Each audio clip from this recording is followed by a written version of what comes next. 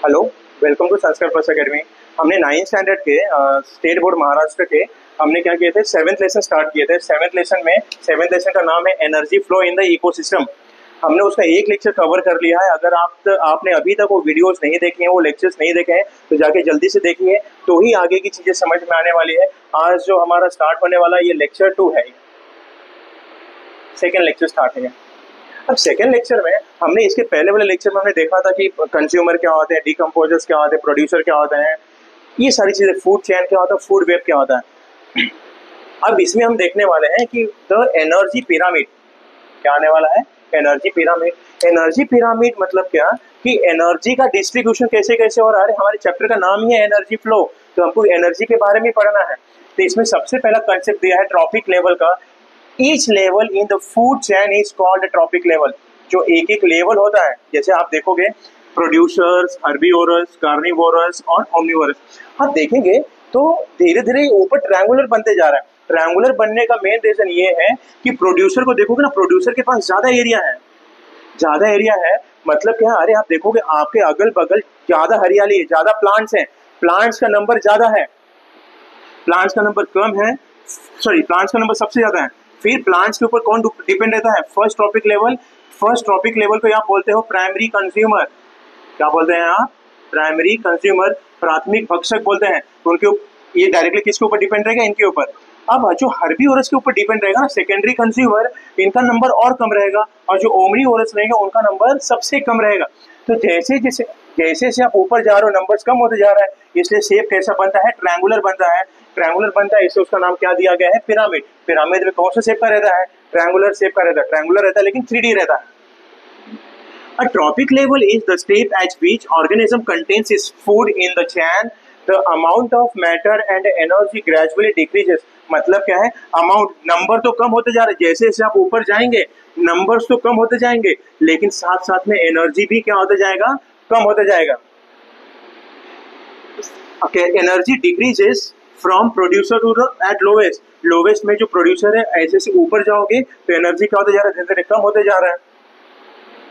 An introduction to the scientist, Lindemann in 1942 studied the food chain and the energy flow through it.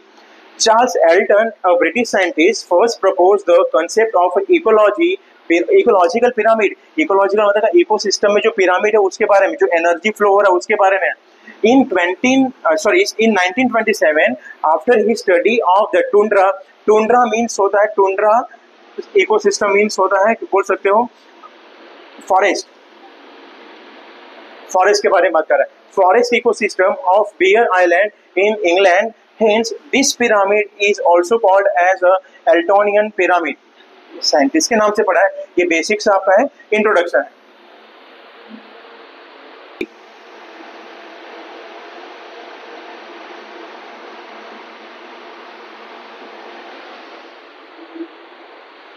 Figure 7.4 shows the energy transfer that takes place at each tropic level. हमने बोला था ये trophic level है, अलग अलग अलग।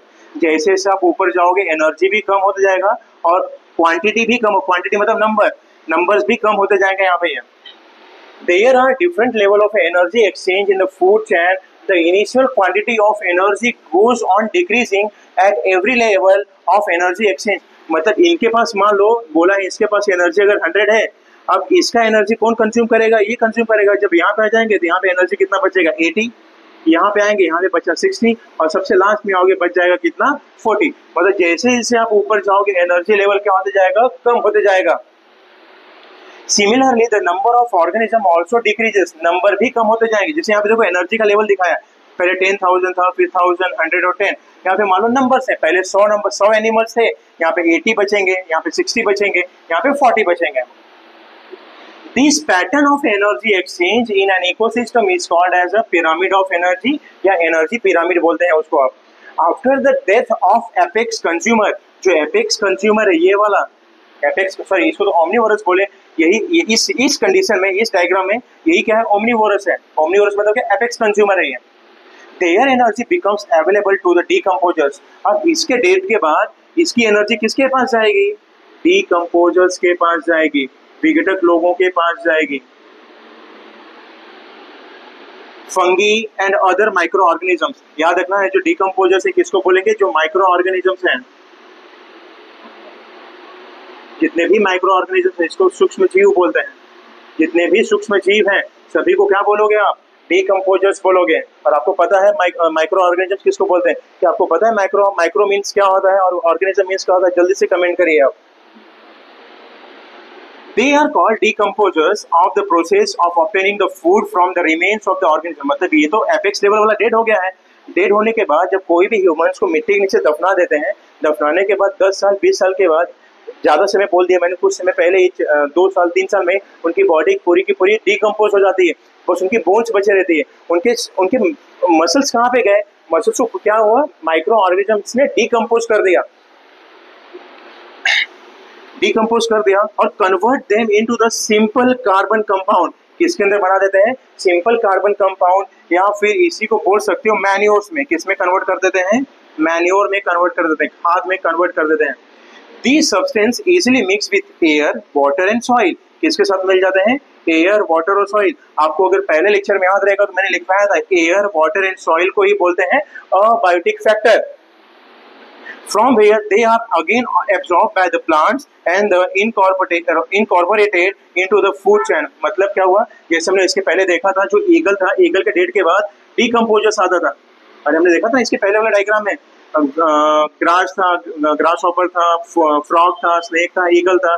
Eagle क्या कर रहा है, ईगल के डेड होने के बाद जो डिकम्पोजर्स है इसकी बॉडी को डिकम्पोज कर दे रहे हैं। डिकम्पोज करने के बाद उसकी बॉडी किस में कन्वर्ट हो जा रही है, सिंपल कार्बन कंपाउंड में। सिंपल कार्बन कंपाउंड मतलब क्या, मैन्योर्स में कन्वर्ट हो जा रही है। ये मैन्योर को कौन एब्जॉर्ब कर ले रहा है, कहाँ पे मिल जा रहे हैं, एयर वाटर और सॉइल में। फिर से यही एयर वाटर और सॉइल का यूज करके क्या बनता है, नया प्लांट्स बन जाता है। अब फिर से उस प्लांट के ऊपर वही वाला फूड चेन डिपेंड होगा ये। You can now see that due to the food web formed by the various mode of nutrition energy and various nutrients circulate continuously in the ecosystem। मतलब क्या है, अलग अलग न्यूट्रिएंट्स उस फूड वेब में continuously distribute होते जा रहे हैं। The sun is the most important source of energy। The sun को ही बोला जाता है, याद रखना, मेन सोर्स ऑफ एनर्जी। सन को ही बोला जाता है मेन सोर्स ऑफ एनर्जी, ऊर्जा का मुख्य स्रोत।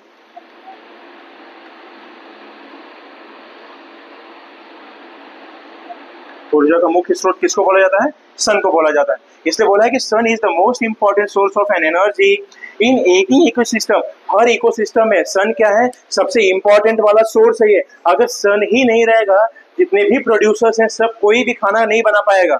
और जब प्लांट्स ही नहीं रहेंगे, प्रोड्यूसर्स ही नहीं रहेंगे, तो कंज्यूमर्स का तो बात ही नहीं उठता है कि कंज्यूमर्स रहेंगे वहां पे। ये कंज्यूमर्स मतलब हम भी नहीं रहेंगे वहां पे। आगे, green plants of the ecosystem store some of the solar energy in the form of a food। photosynthesis करके अपना food बना लेते हैं। Before reaching the decomposers, this energy is passed on from one trophic level to the next। Decomposers dissipate some amount of energy in the form of heat। However, no part of energy ever returns to the sun, and such passage of energy is referred as a one-way transport। मतलब क्या, simple सा आपने देखा, जो plants हैं, plants को हमने बोला है प्रोड्यूसर्स हैं। प्लांट्स ही क्या है, प्रोड्यूसर्स हैं। प्लांट्स के ऊपर कौन डिपेंड है, जिस हमने प्लांट्स के ऊपर देख लो, कंज्यूमर्स डिपेंड है। कंज्यूमर्स के ऊपर कौन डिपेंड है, कंज्यूमर्स। ये कंज्यूमर कैसे हैं, हर्बीवोरस हैं, हर्बीवोरस हैं। फिर कौन है, कार्निवोरस है। फिर कौन है, एपेक्स वाले हैं, एपेक्स और टॉप कंज्यूमर है। और इसके बाद क्या आता है, डिकम्पोजर्स आता है। अब ये जब कंडीशंस हो गया, ये शाकाहारी, मांसाहारी, टॉप लेवल वाले और विघटक, तो ये जो सबसे पहला इसके अंदर एनर्जी आया, एनर्जी दिया कौन इनको, एनर्जी कहाँ से आया, सन से आया। अब जैसे जैसे एनर्जी आगे बढ़ रहा था, पहले 10,000 था, फिर 1000 बच गया, फिर 100 बच गया, फिर 50 बच गया, और लास्ट में कितना बचा, 10। अब 10 बचने के बाद ये पूरा का पूरा 10 ना क्या होता है, बचा का 10 है, ये हीट के फॉर्म में लॉस हो जाता है। हीट लॉस हो जाता है। जो भी एनर्जी है, एनर्जी पहले सन से एनर्जी आया, कितना आया, 1000, फिर कितना बचा, सॉरी 10,000, 1000, 100, 50 और 10 बचा। अब ये जो एनर्जी ना वापस से सन के पास नहीं जाता है, नहीं जाके क्या होता है, जो 10 एनर्जी ना हीट के फॉर्म में क्या हो जाता है, लॉस हो जाता है। अब सन क्या कर रहा है, सन एनर्जी तो दे रहा है, लेकिन सन वापस एनर्जी अपना रिटर्न बैक ले रहा है क्या? नहीं ले रहा है। इसलिए जो एनर्जी फ्लो हो रहा है ना, इसको क्या बोलते हैं? वन वे एनर्जी फ्लो या वन वे ट्रांसपोर्ट बोलते हैं इसको।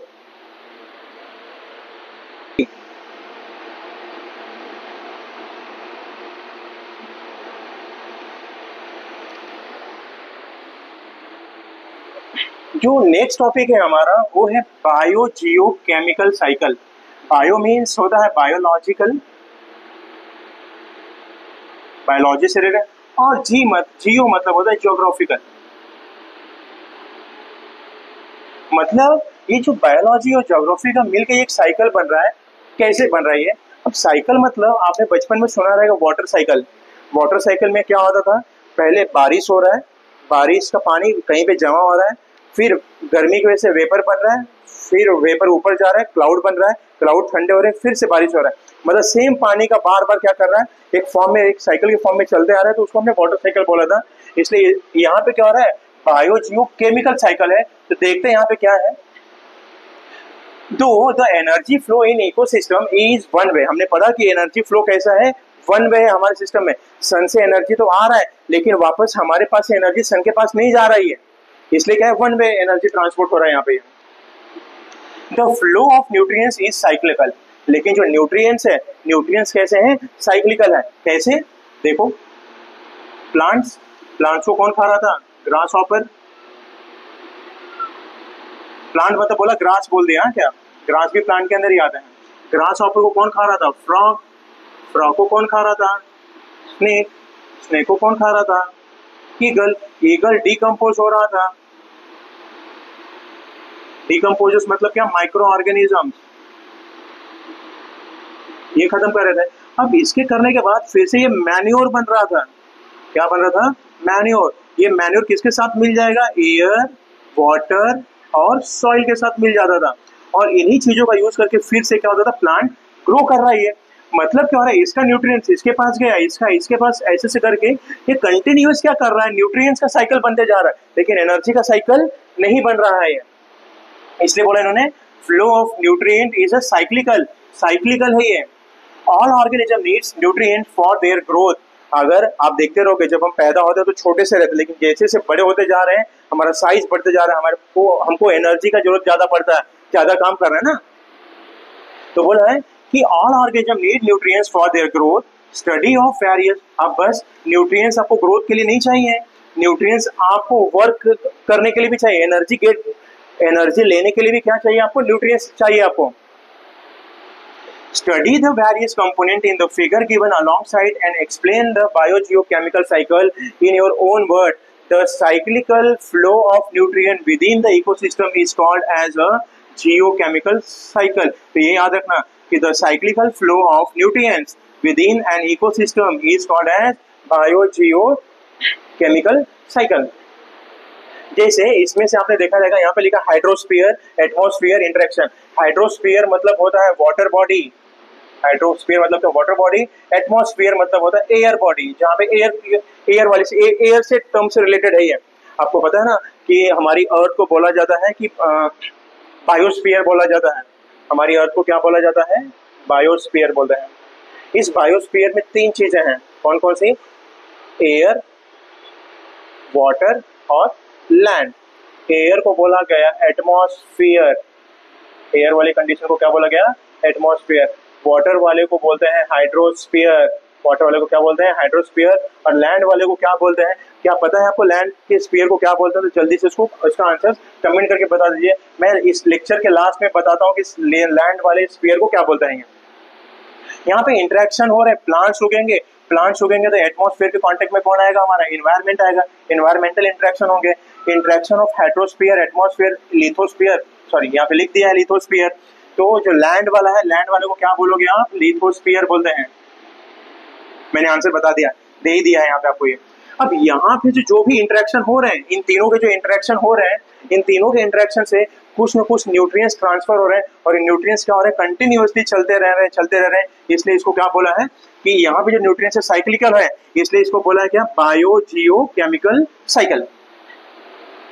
Nutrients necessary for the growth of organisms are continuously transferred from biotic, abiotic to biotic. अब आपका एयर क्या है, वाटर क्या है, लैंड क्या है, ये सब क्या है, अबायोटिक फैक्टर है। अब यहाँ से जो भी एनर्जी है, यहाँ से जो भी एनर्जी है, सब किसके पास, ये सब क्या है, इन सबको बोलोगे अबायोटिक फैक्टर है, ये अजैविक घटक है। अब ये जितने भी अजैविक घटक है, इसके पास एनर्जी कहाँ पे जाएगा, बायोटिक फैक्टर्स के पास जाएगा। सारा का सारा एनर्जी कहाँ पे जाएगा, बायोटिक फैक्टर के पास जाएगा, जिसको क्या बोलते हैं, जैविक घटक बोलते हैं।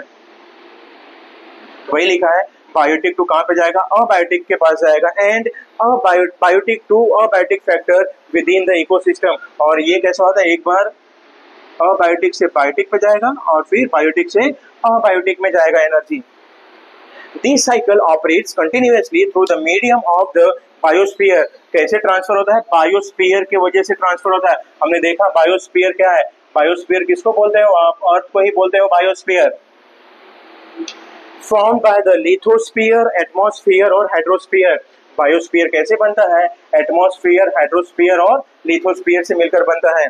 The recycling of biological, geological and chemical sources of nutrients in this process is a complex process and depends upon the level of energy transfer in the ecosystem। मतलब बोला है जो कॉम्प्लेक्स, ये जो स्ट्रक्चर है, ये जो साइक्लिकल स्ट्रक्चर है, ये क्या काफी कॉम्प्लेक्स है। ये इसमें जो जब भी आप सिंपल से याद रखना, जब बायो जियोलॉजिकल, बायो जियो केमिकल साइकिल बोला है, इसमें एनर्जी कैसे ट्रांसफर हो रहा है, अबायोटिक टू बायोटिक, और फिर से कहाँ पे ट्रांसफर हो रहा है, बायोटिक से अबायोटिक के अंदर ट्रांसफर हो जा रहा है।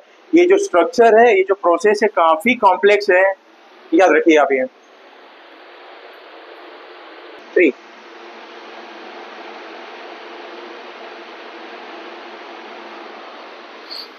नेक्स्ट जो टॉपिक है वो है types of biogeochemical cycle.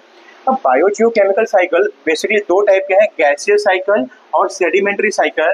Gaseous cycle में क्या हो रहा है कि the accumulation of the main abiotic gaseous nutrients material is found in the earth atmosphere. मतलब जो मेन एनर्जी है कहाँ पे पाया जा रहा है, एटमॉस्फेयर में पाया जा रहा है। लेकिन सेडिमेंट्री में कहाँ पे पाया जा रहा है, सेडिमेंट्री में सॉइल, सेडिमेंट्स और सेडिमेंट्री रॉक्स में पाया जा रहा है जो भी एनर्जी है वहाँ पे। For example nitrogen, oxygen, carbon dioxide, water vapour, ये सब क्या है, गैसियस साइकिल के अंदर आ गए। किसका टाइप है, बायोजियोकेमिकल साइकिल का ही है। और यहाँ पे क्या इंक्लूड कर रहा है, soil components like iron, calcium, phosphorus, इन सब में इनका इंक्लूड रहता है। The gaseous cycle is speedier cycle than the sedimentation cycle. ये काफी फास्ट होता है, ये साइकिल फास्ट है और एक ऐसा है स्लो है। फॉर एग्जाम्पल दिया, carbon dioxide has accumulated in area. किसी छोटे से एरिया में अगर कार्बन डाइऑक्साइड जमा हो गया है तो उसको बहुत कम समय लगता है उड़ने के लिए, गायब हो जाने के लिए। डिस्पर्स्ड विद द विंड और absorb by the plants very quickly, बहुत जल्दी से एब्जॉर्ब हो जाता है। Climate changes and the human activities seriously affect the speed, intensity and the equilibrium of the cycle। यहाँ पे पूरा बात किया गया है पोल्यूशन के बारे में। किसके बारे में बात किया गया है, पोल्यूशन के बारे में। अगर इस अर्थ से, इस बायोस्फीयर से अगर ह्यूमंस नहीं रहे तो पूरा का पूरा इकोसिस्टम, पूरा का पूरा बायोस्फीयर एकदम नीट क्लीन रहेगा, एकदम सेफ रहेगा। लेकिन हम एज ए ह्यूमन हम ही क्या करते हैं, हम ही अपना जो सिस्टम है, हमारा जो इकोसिस्टम है, उसको हम डिस्टर्ब कर रहे हैं। हमें घर बनाना है, पेड़ कट कर घर बना दिया, पेड़ कट कर लिया घर बना दिया, पेड़ कट करके पेपर बना लिया, न्यूज़पेपर बना लिया। हर एक चीजों के लिए हम क्या कर रहे हैं, अपने इकोसिस्टम को डिकम्पोज कर रहे हैं, खराब कर रहे हैं, डैमेज कर रहे हैं। तो जो पेड़ों की कमी की वजह से क्या होगा, अलग अलग गैसों का लेवल बढ़ेगा, कार्बन डाइऑक्साइड का लेवल बढ़ जाएगा, क्योंकि कार्बन डाइऑक्साइड को एब्जॉर्ब करने के लिए प्लांट्स तो रहेंगे ही नहीं, हो तो प्रॉब्लम क्रिएट होगा। कार्बन डाइऑक्साइड क्रिएट होगा, जमा होगा, तो ग्लोबल वार्मिंग बढ़ेगा। ग्लोबल वार्मिंग बढ़ेगा तो जितने भी ग्लेशियर्स हैं, टेम्परेचर बढ़ जाएगा, टेम्परेचर बढ़ने की वजह से ग्लेशियर्स पिघलेंगे, ग्लेशियर पिघलेंगे तो समुद्र का लेवल बढ़ जाएगा, समुद्र का लेवल बढ़ जाएगा, सारी चीजें क्या हो जाएंगी, पानी में डूब जाएंगी। तो ये क्या है, इकोसिस्टम का डैमेज है ना यहाँ पे ये। तो हमें क्या करना है, जो ह्यूमन एक्टिविटीज हैं बहुत कंट्रोल्ड वे से होनी चाहिए। आप क्या कर रहे हैं, आपकी कौन सा काम हमारे इन्वायरमेंट को कैसे डैमेज करेगा, इसका ख्याल आपको रखना है। हम कहीं पे भी कचरा फेंक देते हैं, अपने घर का कचरा कहीं पे लगा दिया, गंदा पानी कहीं पे बहा दिया, ये सब चीजें क्या कर रही हैं, नुकसान कर रही हैं। गंदा पानी नदियों में डायरेक्ट छोड़ दिया, ये सारी चीजें हमारे इकोसिस्टम को डिस्टर्ब कर रही हैं। यही ह्यूमन एक्टिविटीज इकोसिस्टम को डैमेज कर रही हैं। तो हमें क्या करना है, हमारे इकोसिस्टम का ध्यान रखते हुए इकोसिस्टम हमारा सेफ रहे। बस हमारे लिए ही नहीं, अगर बीइंग ह्यूमन, अगर हम अपने इन्वायरमेंट का ख्याल रखते हैं तो हमारे साथ साथ जितने और भी लिविंग ऑर्गेनिजम्स हैं उनका भी भला हो जाएगा। ये कोई भी एक्टिविटी हम करते हैं उसका इफेक्ट हमको नहीं ज्यादा दिखाई देता, लेकिन जो एनिमल्स से बेचारे बाकी के जो एनिमल्स है उनके ऊपर जल्दी से इफेक्ट दिखाई दे देता है ये। तो जो भी हम एक्टिविटी कर रहे हैं बहुत सोच संभल के करना चाहिए। The cycle of gases and the sedimentary cycle cannot be completely separated from each other. दोनों एक दूसरे से सेपरेट नहीं है, दोनों एक दूसरे से रिलेटेड ही है। ये इसको बोल दो कि ये एटमॉस्फेयर से रिलेटेड है और ये लिथोस्फीयर से रिलेटेड है। ये लिथोस्फीयर से रिलेटेड है और ये कहाँ पे है, एटमॉस्फेयर से रिलेटेड है ये।